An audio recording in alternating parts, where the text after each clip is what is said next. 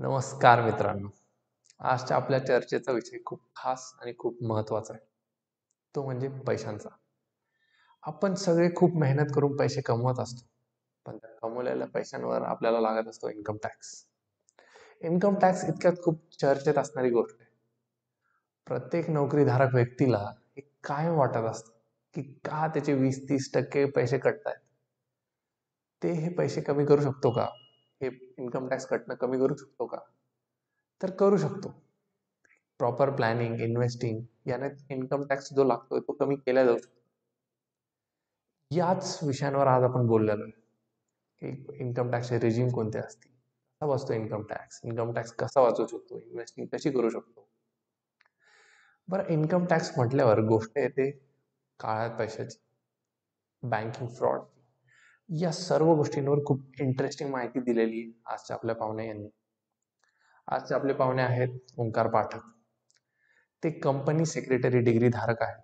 ते मागच्या 10 वर्षांपासून पुण्यातल्या प्रतिष्ठित विद्यापीठांमध्ये फायनान्स, लीगल यांच्याशी निगडीत बऱ्याच विषयांवर लेक्चर्स घेतात. याच त्यांच्या अनुभवातून त्यांनी आपल्याला एक खूप साध्या शब्दात इन्कम टॅक्स समजवलाय.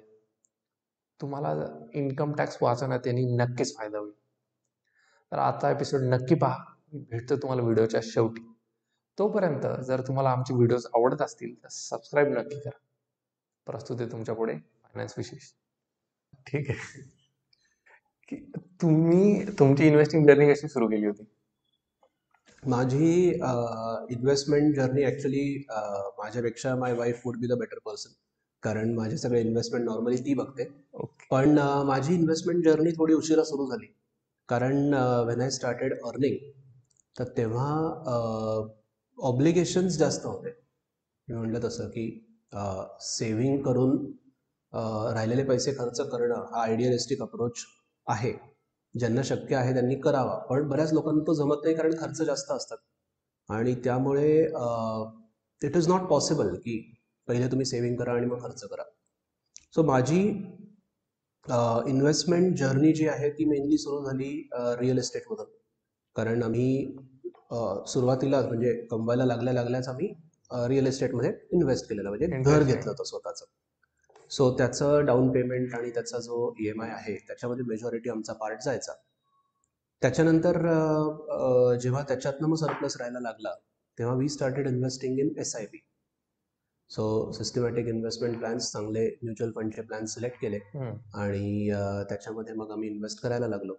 आणि रिसेंटली डायरेक्टली स्टॉक मार्केटमध्ये इन्व्हेस्टमेंट आम्ही चालू केले. म्हणजे आम्ही का म्हणतोय, कारण मी आणि बायको माझे आम्ही सगळे इन्व्हेस्टमेंट्स एकत्रच करतो. म्हणजे मोर ऑर लेस आमच्या इन्व्हेस्टमेंटचे डिरेक्शन साधारण एकच आहे. So then we started investing in stock market. But जर कोणावर आत्ता इमिजिएटली म्हणजे अर्न करायला लागल्यावर घराची जबाबदारी नसेल तर डिरेक्टली स्टॉक मार्केटमध्ये करावं किंवा म्युच्युअल फंड्समध्ये करावं असं माझं सजेशन असेल. कारण लॉंग टर्ममध्ये मी म्हटलं तसं की स्टॉक मार्केटमध्ये जेवढे रिटर्न्स मिळतात तेवढे म्युच्युअल फंड्स म्युच्युअल फंड्स नाही, तेवढेच बाकी कुठल्या एरियामध्ये, गोल्ड वगैरे, बँक FD मध्ये किंवा बाकी गोल्डमध्ये मिळतात. पण ॲज आय सेड की आपण ते विकायला हेजिटेट करतो. रिअल इस्टेटमध्ये मिळतात पण मग अमाऊंट ह्यूज लागते इन्व्हेस्टमेंटला, आणि FD युजली इन्फ्लेशन पण बीट नाही करत. इन्फ्लेशन बीट करत नाही, तो प्रॉब्लेम आहे. म्हणजे आता हळूहळू इन्फ्लेशन रेट कमी होतोय. म्हणजे टार्गेटेड रेट आता सध्या रिसेंटली काही वर्षात 4-5% आहे आणि FD वर 6-7% मिळत आहेत. पण दॅट इज हार्डली एनिथिंग, म्हणजे 1-2% एक्स्ट्रा आहे फक्त. बरोबर. सो हे जर तुम्ही SIP मध्ये इन्व्हेस्ट केलं, SIP म्हणजे अल्टिमेटली तुम्ही काय करता, म्युच्युअल फंड्समध्येच इन्व्हेस्ट करता आणि म्युच्युअल फंड्समध्ये इन्व्हेस्टमेंट जी होते ती अल्टिमेटली जाते शेअर मार्केटमध्येच. म्हणजे थोडक्यात ज्या लोकांना डायरेक्टली शेअर मार्केट ॲक्सेस करायला भीती वाटते किंवा नॉलेज नसतं किंवा मे बी इंडिपेंडेंटली इन्व्हेस्ट करायला पैसे नसतात, ती लोक एका संस्थेला पैसे देतात आणि त्यांना सांगतात तुम्ही आमच्या बिहाफवर इन्व्हेस्ट करा. ती संस्था म्हणजे म्युच्युअल फंड. सो समजा मी म्युच्युअल फंड आहे, तुमच्या सगळ्यांकडे तर समजा पैसे आहेत इन्व्हेस्ट करायला, पण तुम्हाला डायरेक्टली माहिती नाही कुठे इन्व्हेस्ट करायचं शेअर्समध्ये.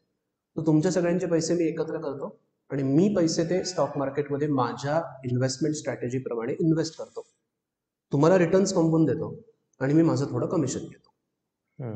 That is the whole idea of a mutual fund. Okay. So directly share मार्केटमध्ये इन्व्हेस्ट करायला भीती वाटत असेल तरी म्युच्युअल फंड्स पासून सुरुवात करावी.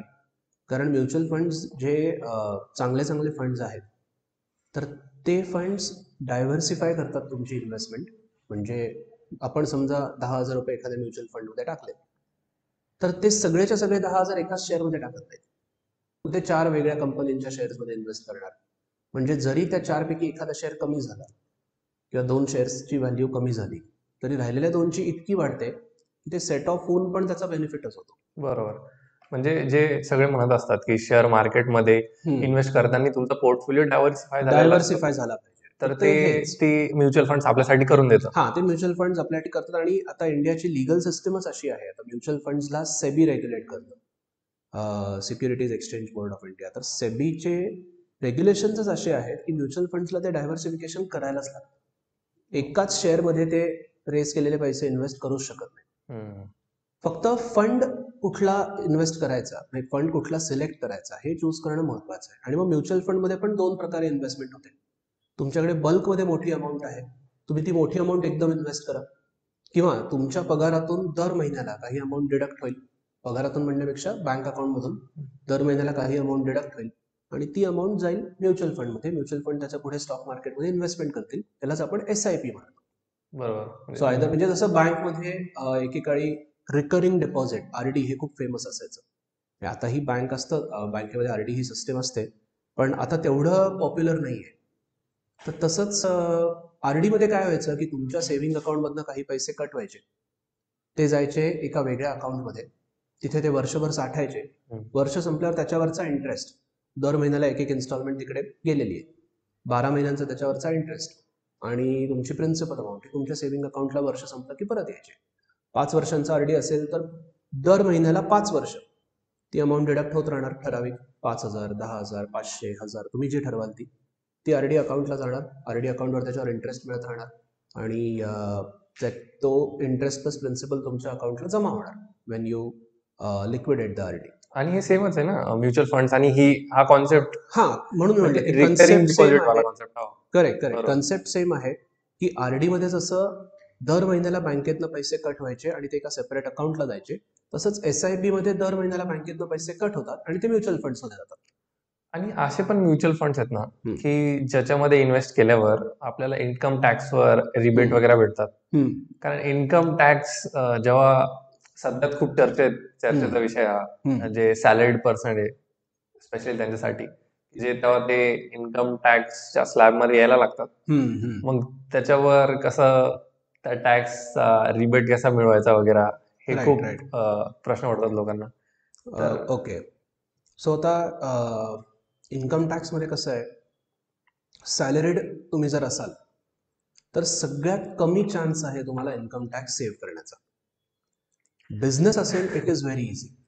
ओके, कारण बिझनेस असेल तर कसं आहे, एक्सपेन्सेस तुमचे जे काही आहेत त्याचं डिडक्शन तुम्हाला मिळतं. कारण इन्कम टॅक्स हा तुमच्या सेलवर नसतो, प्रॉफिटवर असतो. म्हणजे 100 रुपये माझी विक्री झाली पण त्यातनं माझे खर्च समजा 80 रुपये आहे, तर जो उरलेला वरचे 20 रुपये प्रॉफिट आहे माझा त्याच्यावर मी इन्कम टॅक्स पे करतो. तर ॲज अ बिझनेस लीगल पद्धतीने जर तुम्हाला टॅक्स सेव्ह करायचा असेल तर तुम्ही काही ॲसेट्स जे आहेत ते तुम्ही बिझनेसच्या नावावर घेऊ शकता किंवा एक्सपेन्सेस जे आहेत ते थोडे म्हणजे तुमचे जर जास्त असतील एक्सपेन्सेस तर तुमचा प्रॉफिट ऑटोमॅटिकली कमी होतो. किंवा बिझनेसमध्ये तुम्ही काही ठराविक इन्व्हेस्टमेंट्स केल्या तर तुम्हाला गव्हर्नमेंटकडनंच टॅक्स बेनिफिट मिळतो. सो बिझनेसमध्ये there are many more ways, खूप जास्त पद्धती आहेत की तुम्ही टॅक्स वाचवू शकता. सॅलरीड इंडिव्हिज्युअलसाठी कम्पॅरेटिव्हली कमी आहेत. आता सॅलरीड इंडिव्हिज्युअलला सगळ्यात एक मोठा बेनिफिट जो गव्हर्नमेंटने दिलेला आहे तो म्हणजे स्टँडर्ड डिडक्शनचा, की तुमचा जेवढा काही पगार आहे आणि ॲन्युअली तुमची जेवढी काही सॅलरी होते त्याच्यातनं 75,000 रुपये हे कमी होतात, ते टॅक्सेबल नसतात. त्याला आपण म्हणतो standard deduction. Section 16 of income tax act त्याच्या खाली हे डिडक्शन तुम्हाला दिलेलं आहे. सो एखाद्या व्यक्तीचा समजा ॲन्युअल सॅलरी असेल 10 लाख, पॅकेज असेल 10 लाख, त्याला टॅक्स 10 लाखावर लागत नाही. 10 लाखातनं 75,000 वजा होतात. म्हणजे ही पेज टॅक्स ऑन 9,25,000.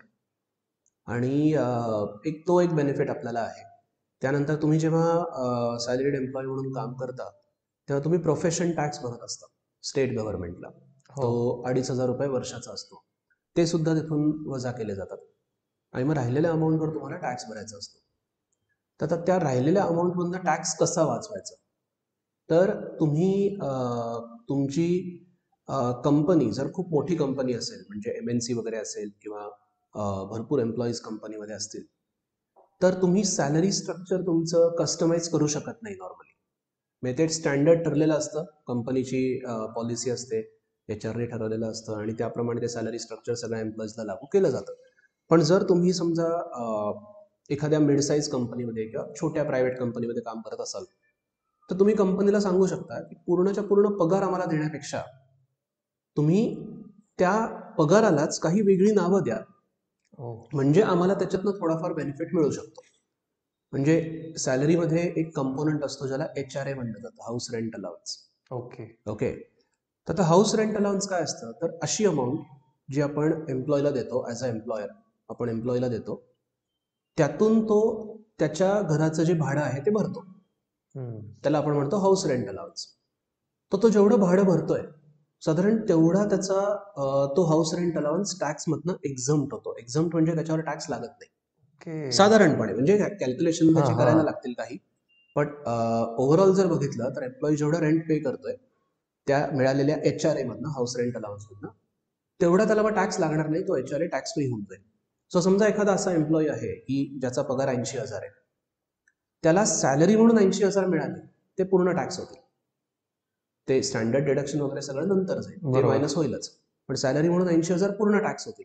पण त्यांनी समजा त्याचा ब्रेकअप केला की समजा 50,000 त्यांनी सॅलरी म्हणून घेतले आणि 30,000 हाऊस रेंट अलाउन्स म्हणून घेतले, तर त्यातनं जो घर भाडा तो भरेल, समजा 20,000 असेल, 25,000 असेल महिन्याचं, तेवढा इन्कम त्याचा टॅक्स फ्री होऊ शकतो. सो कंपनीला HRA, हाऊस रेंट अलाउन्स, तुम्हाला जर इनकॉर्पोरेट करता आला तुमच्या सॅलरी स्ट्रक्चरमध्ये तर तो एक चांगला ऑप्शन आहे. आणि लोन्सच्या इंटरेस्टचा पण हे भेटतं ना, रिबेट भेटतं ना? हां, आता कसं होतं, मग तुम्ही सॅलरी तुमची एकदा फायनल केली की आता बाबा बेसिक सॅलरी माझी एवढी आहे, अलाउन्सेस एवढे आहेत, बोनस मला इतका इतका मिळाला आहे. बऱ्याच वेळा कंपनीकडून काही हे पण मिळतात, परक्विजिट्स पण मिळतात, की म्हणजे आता टॉप लेवल एम्प्लॉई असेल कोणी तर त्याला कंपनी राहायला घर देते किंवा वापरण्यासाठी गाडी देते. तर त्या घराची पण व्हॅल्यू किंवा गाडीची पण व्हॅल्यू तुमच्या इन्कममध्ये जोडली जाते टॅक्सेबल म्हणून. आणि पण इंटरेस्टिंगली ते कंपनी त्या ज्या गोष्टी बाय करतात ते ॲज अ एक्सपेन्स दाखवत असणार. हां, ते कंपनी मग ॲज अन कंपनीला एक्सपेन्स फायदा होत दाखवते. असणार त्या गोष्टीचा. कंपनीला त्याचा डेप्रिसिएशनचा आणि सगळा फायदा होतो. बरोबर. पण एम्प्लॉईच्या हातात तेवढी व्हॅल्यू ऍड केली जाते की यांनी वापर केला त्या गोष्टीचा म्हणून त्याच्या हातात ती टॅक्सेबल व्हॅल्यू म्हणून धरली जाते. तर तुमची सॅलरी एकदा झाली की त्या सॅलरीमध्ये तुमचा बाकी इन्कम जोडला जातो.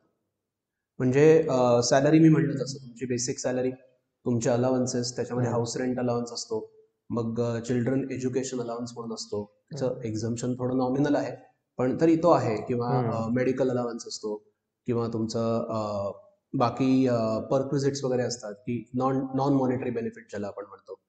तर हे सगळं ऍड करून तुमची हे येते, टोटल सॅलरी येते. हां, तर त्यात पण कसं की PF जर असेल, प्रॉव्हिडंट फंड जर असेल, तर प्रॉव्हिडंट फंडचा पण टॅक्समध्ये बेनिफिट मिळतो. Okay. So provident fund system जर तुमच्या कंपनीमध्ये असेल तर त्याचा तुम्हाला टॅक्समध्ये बेनिफिट मिळतो. सो सॅलरी स्ट्रक्चरमध्ये ते आहे का एकदा आपण चेक केलं पाहिजे. सो ते करून तुमची सॅलरी आली, सॅलरीमधनं मी म्हणलं तसं की स्टँडर्ड डिडक्शन जातं, तुम्ही प्रोफेशन टॅक्स जो भरलाय तो जातो, फायनल जी अमाऊंट राहते ती टॅक्सेबल असते. पण त्यात आता तुमचा बाकी इन्कम पण जोडला जातो. म्हणजे तुमच्या नावावर जर कुठलं घर असेल आणि ते घर तुम्ही भाड्याने दिलं असेल तर तुम्हाला जे रेंट मिळतं तर त्याला पण आपण इन्कम फ्रॉम हाऊस प्रॉपर्टी असं म्हणतो आणि त्याच्यावर पण तुम्हाला टॅक्स भरायला लागतो. मग त्याच्यामध्ये जे लोन तुम्ही घेतलेलं आहे त्या घरासाठी जर कुठलं घेतलं असेल तर त्या लोनवर तुम्ही जो इंटरेस्ट भरता तो तिथून मायनस होतो. म्हणजे समजा मी एम्प्लॉई आहे, मी स्वतः एका घरात राहतोय आणि मी एक घर भाड्याने घेतलेलं आहे, तर मी जे घर भाड्याने घेतलेलं आहे समजा त्याच्यासाठी लोन घेतलंय, त्या लोनवर मी जेवढा इंटरेस्ट पे करीन तो त्या मिळालेल्या भाड्यातनं वजा होईल. ओके, म्हणजे समजा 6 लाख रुपये मला भाडं मिळालं आणि वर्षाचा समजा मी 1,80,000 रुपये इंटरेस्ट भरला तर तो त्या 6 लाखातनं वजा होईल, मला टॅक्स बाकी अमाऊंटवर लागेल इनफॅक्ट बाकी अमाऊंट मधनं पण थोडे डिडक्शन्स मिळतात. सो ते 1,80,000चा बेनिफिट मला मिळतो. आणि लोन्सचे असे फायदे होतात म्हणून युजली लोक लोन्स घेतात असं हा, असतं. म्हणून लोन युजली लोक घेतात आणि म्हणून बऱ्याच वेळा असं पण होतं की लोक हाऊसिंग लोन पैसे असून पण पटकन रिपे करत नाहीत, का तर हा टॅक्समध्ये बेनिफिट त्यांना मिळत राहतो. ओके. आणि असाही नियम आहे की जरी तुम्ही ते घर भाड्याने दिलं नसेल, तुम्ही त्या घरात स्वतः राहत असाल, म्हणजे समजा आता हे घर आहे, हे मी घेतलेलं आहे आणि मी तिथे स्वतः राहतोय, तरी सुद्धा मी जो इंटरेस्ट भरतो होम लोनवर, त्याचं मला 2 लाखापर्यंत डिडक्शन मिळतं पर ॲनम, पर प्रत्येक annum, वर्षी बरोबर. Per annum. सो समजा आता असं झालं की मी म्हटलं तसं की माझी सॅलरी 10 लाख होती, तर त्यातनं माझं स्टँडर्ड डिडक्शन गेलं, प्रोफेशनल टॅक्स 75,000. गेला. हां, सो समजा माझे 9,22,500 असे राहिले सॅलरी म्हणून टॅक्सेबल. तर त्या वर्षी जर मी होम लोन घेतलं असेल आणि त्या वर्षभरात EMI मी भरणार आहे होम लोनचा, मी जर 2 लाख इंटरेस्ट भरला असेल तर तो पण त्या वजा वर्षी, होईल. तर तो पण वजा होईल. म्हणजे थोडक्यात 9,22,500च्या ऐवजी 7,22,500 वर मला टॅक्स लागेल. ओके, फक्त प्रिन्सिपल अमाऊंट चं डिडक्शन इथे मिळत नाही हाऊस प्रॉपर्टी इन्कम खाली, ते फक्त इंटरेस्टचं मिळतं आणि 2 लाखापर्यंतच मिळतं जर तुम्ही स्वतः राहत असाल त्या घरात. तर म्हणजे त्याला टॅक्सच्या भाषेमध्ये सेल्फ ऑक्युपाईड प्रॉपर्टी असं म्हटलं जातं, की तुमची जर सेल्फ ऑक्युपाईड प्रॉपर्टी असेल तर एक 2 लाखापर्यंत तुम्हाला डिडक्शन मिळतं. आणि 2 लाखापेक्षा जास्त इंटरेस्ट तुम्ही कदाचित भरला असेल वर्षभरात, पण मग त्याचं डिडक्शन इथे अवेलेबल नसतं. तर तो जो इंटरेस्ट आहे तो तुम्हाला सॅलरीच्या इन्कममधून मायनस करणं अलाउड आहे. So then your salary income comes down to 7,22,000, म्हणजे माझ्या एक्झाम्पल प्रमाणे. राहिला मुद्दा रेंटेड घराचा. रेंटेड घरावर तुम्ही कितीही इंटरेस्ट भरा, तो पूर्णच्या पूर्ण डिडक्टिबल असतो. हा, म्हणजे तुम्ही वर्षभरात 4 लाख जरी इंटरेस्ट भरला, रेंटेड आहे ना, रेंटेड म्हणजे स्वतः रेंटवर घेतलेलं नाही, आपलं घर रेंटवर दिलंय आपण, तर त्याच्यावर जर तुम्ही लोन काढलं असेल आणि त्याच्यावर इंटरेस्ट तुम्ही भरत असाल, तर त्या मिळालेल्या भाड्यातनं तुम्हाला तो इंटरेस्ट वजा करायला अलाउड असतं आणि तिथे 2 लाखाचं लिमिट नाहीये. मग हा झाला तुमचा हाऊस प्रॉपर्टी इन्कम. मग तुमचा बिझनेसचा काही इन्कम असेल तर तो त्याच्यात जोडला जातो, की पार्ट टाइम तुम्ही काही बिझनेस करत असाल तर. मग तुम्ही जर का काही सोनं विकलं असेल वर्षभरात, म्युच्युअल फंड विकले असतील, शेअर विकले असतील, त्याच्यात प्रॉफिट झाला असेल, तर तो पण त्याच्यात ऍड केला जातो तुमच्या टॅक्सेबल इन्कममध्ये. त्याला आपण म्हणतो income from capital gains. Okay, आणि हे सोडून जर तुम्हाला काही कुठला इन्कम असेल, म्हणजे कोणी समजा गिफ्ट दिलं असेल किंवा तुम्हाला कुठल्या शेअरवर डिव्हिडंड मिळाला असेल, बँकेत इंटरेस्ट जमा झाला असेल, तर तो इन्कम फ्रॉम अदर सोर्सेस म्हणून ऍड केला जातो. तर हे सगळे इन्कम आपण जेव्हा घेतो, म्हणजे आपण ऍड जेव्हा करतो, तेव्हा आपल्याला आपला टोटल इन्कम मिळतो. आता त्यातून तुम्ही जर काही ठराविक इन्व्हेस्टमेंट्स केल्या तर तुम्हाला त्याचं डिडक्शन मिळतं. म्हणजे आता PPF मध्ये पैसे टाकले, पब्लिक प्रॉव्हिडंट फंड, तर तुम्हाला तुमच्या टोटल इन्कम मधनं तेवढी अमाऊंट वजा होईल, उरलेल्या अमाऊंटवरच टॅक्स लागेल. किंवा मुलांचं समजा तुम्ही ट्युशन फी पे केली, ट्युशन फी मध्ये पण भेटतं ना? हा, ट्युशन फी समजा, पण ते ट्युशन फी कसं आहे, स्कूल किंवा कॉलेजची पाहिजे, प्रायव्हेट क्लासेसची चालत नाही. मग त्याचंही तुम्हाला तिथून डिडक्शन मिळतं. मग एखाद्या नॅशनलाइज्ड बँकेमध्ये 5 वर्षासाठी फिक्स डिपॉझिट केलं, त्याचंही डिडक्शन मिळतं. आणि काही म्युच्युअल फंड पण असतात ना, हा, मग त्याला 80 कोणतं तरी ATC, सेक्शन 80C, हे सगळे 80C. ATCचे डिडक्शन्स आहेत. Okay. तुम्ही समजा ELSS, equity linked saving scheme, ह्या म्युच्युअल फंड्समध्ये इन्व्हेस्ट केलं, तर मग ते पण तुम्हाला डिडक्शन मिळेल. मेडिकल इन्शुरन्स प्रीमियम पे केला, लाईफ इन्शुरन्स प्रीमियम पे केला, त्याचं डिडक्शन. एज्युकेशनसाठी लोन घेतलाय, त्याच्यावर इंटरेस्ट पे केला, कुठल्या संस्थेला तुम्ही समजा डोनेशन दिलं, चॅरिटी केली, ह्या सगळ्या गोष्टींचं तुम्हाला डिडक्शन मिळतं. आणि मग डिडक्शन जाऊन जो इन्कम राहतो, that is your final income. आणि मग त्याच्यावर टॅक्स लागतो. आता त्याच्यात पण महत्वाची गोष्ट आता अशी आहे, काही वर्षांपासून हा चेंज झालाय, की प्रत्येक टॅक्स पेअरला 2 ऑप्शन दिलेले आहेत गव्हर्नमेंटने. एक म्हणजे तुम्ही हे सगळे डिडक्शन क्लेम करा, पण आम्ही तुम्हाला टॅक्स रेट जास्त लावू. आणि दुसरं म्हणजे हे कुठलेच डिडक्शन तुम्ही क्लेम करू नका, आम्ही तुम्हाला टॅक्स रेट कमी लावू. सो त्याला इन्कम टॅक्सच्या भाषेमध्ये डिफॉल्ट रेजिम आणि ऑप्शनल रेजिम असं म्हटलं जातं. ओके, सो डिफॉल्टमध्ये कसं असतं, की तुम्हाला आता मी म्हटलं तसं आहे, हाऊस रेंट अलावन्स किंवा ATCचे सगळे डिडक्शन्स, लोन्सचे इंटरेस्ट वगैरे, हे काहीच तुम्हाला डिडक्शन मिळणार नाही. ते न्यू रेजिम म्हणून न्यू रेजिम. सो हे डिफॉल्ट रेजिम म्हणजे न्यू रेजिम, बरोबर. ओके, सो या न्यू रेजिम मध्ये तुम्हाला डिडक्शन 0 मिळतील, पण टॅक्स रेट जे आहेत ते कमी असतील. आणि ओल्ड रेजिममध्ये डिडक्शन भरपूर आहेत पण टॅक्स रेट जास्त आहेत. म्हणजे थोडक्यात इन्कम टॅक्सने तुम्हाला 2 बेनिफिट दिलेत. एक तर कमी टॅक्स रेट आणि दुसरं म्हणजे डिडक्शन्स. लॉजिक असं आहे की हे दोन्ही तुम्ही एकत्र वापरू नाही शकत. म्हणजे कमी टॅक्स रेट पण आणि डिडक्शन पण असं नाही. बरोबर कमी आहे. टॅक्स रेट पाहिजे असेल डिडक्शन नाही मिळणार, डिडक्शन पाहिजे असेल टॅक्स रेट जास्त लागेल. सो तुम्ही कुठला ऑप्शन चूज करताय त्याच्यावर सगळं आहे. जनरली 15 लाखापर्यंत तुमचा इन्कम असेल तुम्ही न्यू रेजिम मध्ये शिफ्ट झालेलं बरं असतं.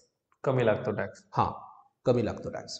15 लाखापेक्षा जास्त तुमचा इन्कम असेल तर मग ओल्ड रेजिम मध्ये तुम्ही डिडक्शन्स वगैरे घेऊन मग टॅक्स भरू शकता. असं साधारणपणे एक म्हणजे केस टू केस डिफर करतं. असं साधारणपणे एक टॅक्स रिलेटेड हे आहे. कारण टॅक्स जे पण नवीन जॉबला वगैरे लागतं त्यांना हे खूप पडतं की जेव्हा पहिल्या वर्षी ITR भरावा लागतो, तर हे सगळे खूप प्रश्न पडतात. आम्हालाही पडले होते, आम्हाला सगळ्यांनाच. आणि आम्हाला सगळ्यांना खूप कळाला होता की खूप डाऊट्स सॉल्व्ह होतात त्यांनी.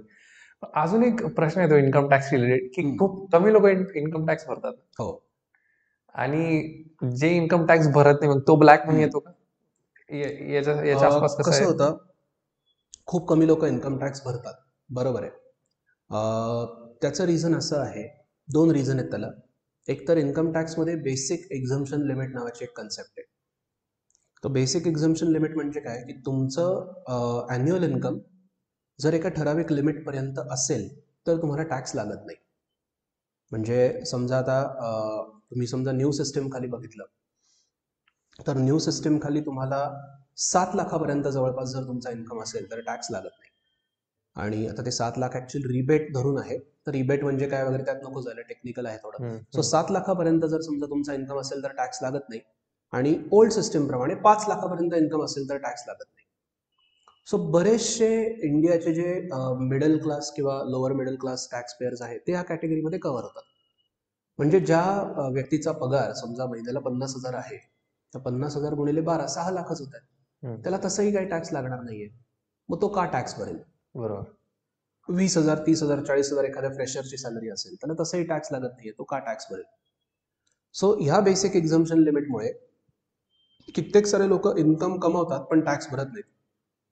आणि दुसरं त्याला रिझन असं आहे की इंडियामध्ये इन्कम टॅक्स पे करण्याची सिस्टीम जी आहे ती सेल्फ असेसमेंट सिस्टीम आहे. तर सेल्फ असेसमेंट म्हणजे तुम्हीच तुमचा इन्कम कॅल्क्युलेट करा. तुम्ही करा नाही तर तुमच्या CA ला सांगा, त्याला सगळे डिटेल्स द्या. आणि तुम्ही जेवढा इन्कम डिक्लेअर कराल गव्हर्नमेंट प्रायमरीली तेवढं मान्य करेल की हे बरोबर आहे. आता त्यात तुम्ही समजा कमी दाखवलं आणि गव्हर्नमेंटनी समजा पकडलं नाही तुम्हाला तर तुमचा इन्कम टॅक्स सेव्ह झाला. असं. आता हे चान्सेस याचे कमी होत चाललेत कारण आता फेसलेस असेसमेंट म्हणून नवीन एक कन्सेप्ट आलेली आहे, जिथे तुम्ही अपलोड केलेले जे रेकॉर्ड्स आहेत किंवा डिटेल्स आहेत ते सगळं एक सॉफ्टवेअर चेक करतात आणि कुठेही त्यांना काही डिस्क्रिपन्सी वाटली की लगेच नोटीस येते. But otherwise these are the reasons why कमी लोक इन्कम टॅक्स पे करतात. आणि असं नाही की इन्कम टॅक्स जे पे करत नाहीत त्यांच्याकडे काळा पैसा आहे. मी म्हटलं तसं की मी जर बेसिक एक्झम्पशन लिमिटमध्ये असेल, माझा महिन्याचा पगार 50,000 आहे, मला काही टॅक्स लागूच नाहीये, म्हणून काय तो पैसा ब्लॅक मनी नाही झाला, तो मी लिगली कमवलेला आहे आणि तो व्हाईट मनीचा आहे. ब्लॅक मनी केव्हा होईल? 2 केसेसमध्ये, की एखादा इन्कम तुम्ही इलिगली कमवलाय तर तो तुमचा ब्लॅक मनी झाला कारण तुम्ही त्याच्यावर काही टॅक्स भरणार नाही. म्हणजे कुठल्या तरी समजा क्राईम करून वगैरे पैसे कमवलेले आहेत, ओके, तर मग that is your illegal income, मग तुम्ही त्याच्यावर टॅक्स भरणार नाही. आणि समजा तुम्ही लिगली इन्कम कमवलेला आहे पण तुम्ही ते पैसे दाखवलेच नाही किंवा बँकेत जमा केले नाही, तर मग वी कॅन से की इट इज ब्लॅक मनी. आणि म्हणून लोक कॅश मध्ये पैसे ठेवतात कारण बँक मध्ये गेल्यावर मग ते जातं, त्याचा रेकॉर्ड बरोबर, जातो. कारण तुम्ही बँकमध्ये जेव्हा पैसे टाकता तेव्हा bank is directly connected with pan. तुम्हाला जे पॅन कार्ड इश्यू केलं जातं इन्कम टॅक्स डिपार्टमेंटद्वारा, तर ते बँक अकाउंट तुमचं डायरेक्टली पॅनशी कनेक्टेड असतं. सो जेव्हा तुम्ही बँकेत पैसे टाकता तर तेव्हा गव्हर्नमेंटला लगेच कळतं की ओके, म्हणजे तो आता ऑफिशियल झाले ते पैसे. असं काही नाही की लगेच नोटीस येईलच, पण आता रिस्क जास्त आहे बँकेत पैसे आले की तुमचं काळाधन पकडलं जाईल. हा, म्हणून मग लोक काय करतात, लोक आता समजा एखादं समजा दुकान असेल, ठीक आहे, ट्रेडिंगचा बिझनेस असेल, दिवसभरात समजा कलेक्शन झालं 50,000 रुपये कॅश, त्यांनी ती 50,000 रुपये कॅश जर जमा केली नाही बँकेमध्ये तर गव्हर्नमेंटला कळणारच नाही की याचं ट्रेडिंग एवढंच झालं हम्म. आणि तुम्ही कॅशचे व्यवहार बंद नाही करू शकत ना. तर मग ते ब्लॅक मनी झाले. हम्म. जी मिळालेली दिवसभराच्या सेलमधनं कॅश तुम्ही बँकेत जमा केली नाही आणि दाखवली नाही, दॅट इज युअर ब्लॅक मनी. कारण त्याच्यावर टॅक्स भरायला पाहिजे होता. पण तो दाखवलाच नाही, म्हणजे ते माहितीच नाही कोणाला, त्या व्यक्तीला सोडून. हां, बरोबर. त्या व्यक्तीला सोडून कोणाला माहितीच नाहीये. सो मग त्याला आपण ब्लॅक मनी असं म्हणतो. हम्म. आणि मग ह्या ब्लॅक मनीलाच इकॉनॉमीमधनं बाहेर काढण्यासाठी म्हणून ते डिमॉनिटायझेशन वगैरे सगळं करण्यात आलेलं होतं. की लोक हे जे कॅश साठवून ठेवायचे की तर रोजचा 50,000चा सेल झाला समजा एखाद्या दुकानदाराचा, एखाद्या म्हणजे स्पेसिफिक एक्झाम्पल नाही घेते मी, जनरल सांगतोय की हा समजा पेट्रोल पंप आहे आणि दिवसभरात समजा 1,00,000 भराची कॅश कलेक्ट झाली, त्यांनी जमाच नाही केली बँकेत, तर काय करणार? समजा वर्कर्सचं पेमेंट कॅशमध्ये करून टाकलं आणि सगळं तसं केलं, तर आधी हे प्रॉब्लेम व्हायचे, लोक कॅश साठवून ठेवायचे. मग ती सगळी लपवलेली कॅश बाहेर काढण्यासाठी म्हणून नोटाबंदी आणि डिमॉनिटायझेशन हे सगळं झालं. आता ते कितपत सक्सेसफुल आहे कितपत नाही तो चर्चेचा मुद्दा आहे.